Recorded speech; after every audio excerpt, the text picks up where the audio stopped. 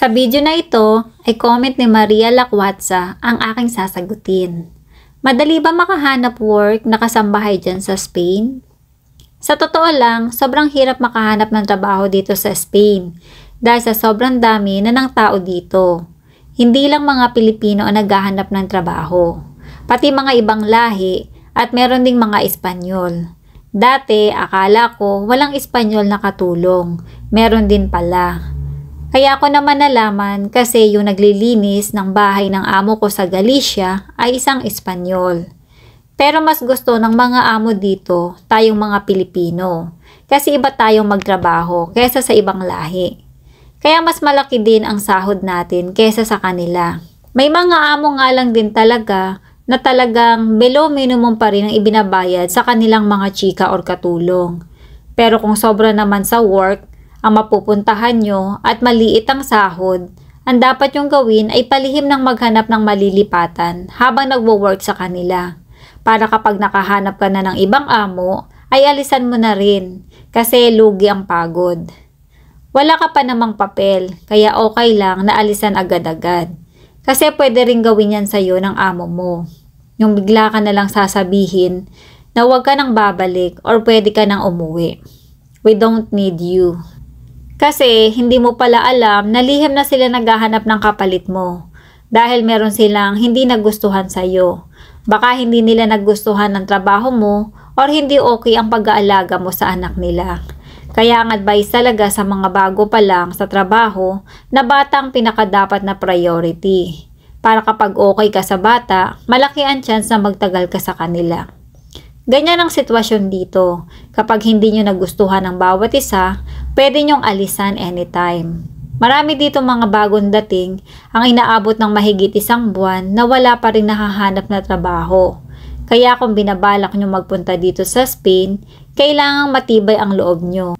At may dala dapat kayong pang-allowance. Kung kaya nyo magdala ng 1,000 euro, magdala kayo para hindi kayo ma-stress lalo na pag wala kayong nahahanap kaagad na trabaho para may pambayad kayo ng piso or boarding house.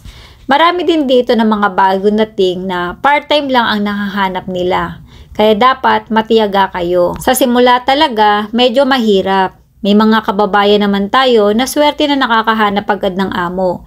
Hindi naman kasi tayo pare-pareho ng kapalaran at swerte. Minsan, kahit masipag at matiyaga ka, pero wala pa rin talagang nangyayari. Kaya dapat huwag susuko if ever hindi ka kaagad makahanap ng amo. Basang may papayo ko, kung may offer sa inyo na part-time, grab nyo na lang muna. Pwedeng yan na muna ang simula para makahanap ka ng full-time. Pwede mo kasi silang gawing reference sa susunod na maghanap ka ng amo. Saka, para ma-experience ka na rin dito sa Spain. May mga amo kasi na gusto nila kahit paano nakailang buwan na dito sa Spain. Kaya kung may offer, i-grab mo muna. Lalo ngayon July at August. Marami ang nagpapa-part-time ng 1 o 2 buwan isasama sa probinsya. Grab nyo muna. Mas okay yon kasi mas mahal ang bayad pag part-time. Pagdating ng September at October, marami na ulit amo ang naghahanap ng chika. Doon kayo maghanap ng pangmatagalan na amo. Basta galingan nyo sa interview. Ibenta ang sarili. Sabihin lahat ng kakayahan mo. Kung wala kang experience as DH, gumawa ka ng kunwaring experience mo. Kasi mahirapan ka makahanap ng amo kapag wala kang inilagay sa iyong resume or CV. Sa dami kasi na naghahanap ng trabaho, paano ka mapipili kung ang ibang kasabayan mong applicant ay magaganda ang CV or resume? Hindi ikaw ang pipiliin, di ba?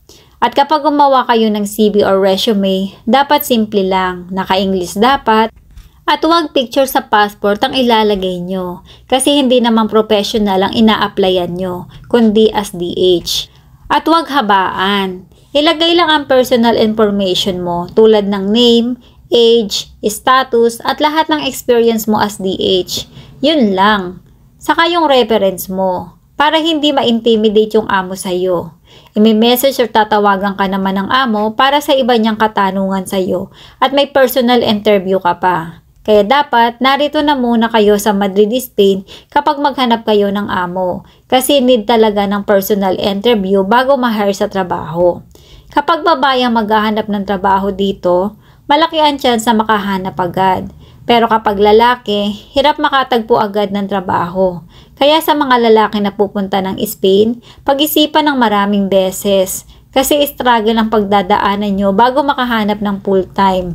Nawa makatulong ang bidyong ito sa mga kababayan natin na gustong pumunta dito sa Spain. Maraming salamat sa inyong panonood at magkita-kita tayong muli sa aking mga susunod na video.